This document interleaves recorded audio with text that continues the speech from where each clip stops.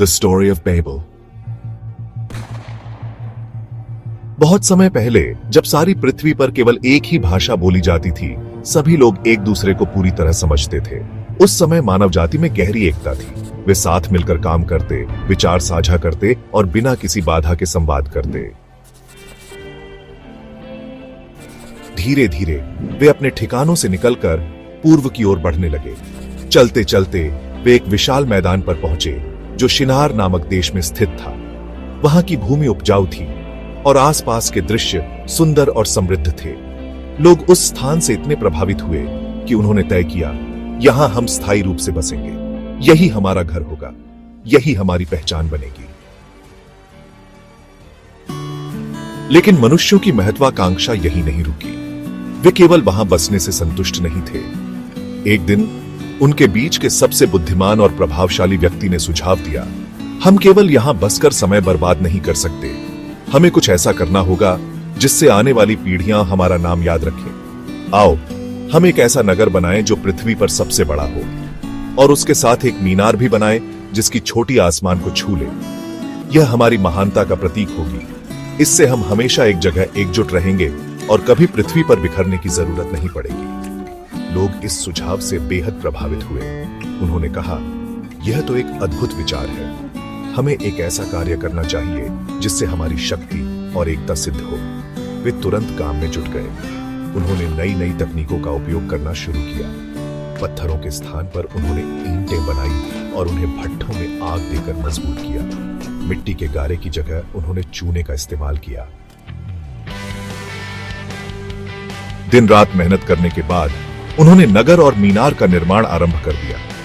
मीनार धीरे धीरे ऊंचाई छूने लगी। जैसे जैसे मीनार ऊपर बढ़ती, वैसे वैसे उनका गर्व और आत्मविश्वास भी बढ़ता गया।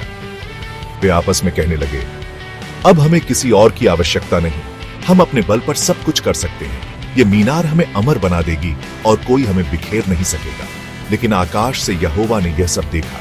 वह मानव जाति की एकता और उनके कार्यों को देख रहा था, लेकिन उनके अभिमान और स्वार्थ को भी समझ रहा था। यहोवा ने सोचा, ये लोग एक हैं और इनकी भाषा भी एक है।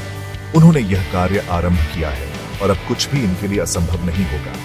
यदि इन्हें रोका नहीं गया तो ये अपने अभिमान में स्वयं का विनाश कर लेंगे। यह सोचकर यहोवा धरती पर उतरा।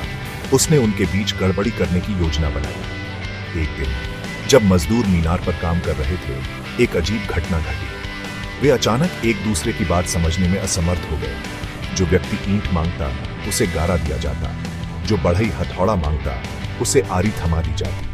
उनकी भाषा पूरी तरह बदल चुकी थी। लोग आपस में बहस करने लगे। जो पहले एकजुट थे, अब उन्हें एक दूसरे की बात समझ नहीं आ रही थी। धीरे धीरे यह भ्रम बढ़ता गया। उनका काम ठप हो गया। जो मीनार कभी गर्व का प्रतीक बन रही थी, वह अधूरी रह गई। यह क्या हो रहा है? हम क्यों एक दूसरे को नहीं समझ पा रहे? लोग चिल्लाने लगे।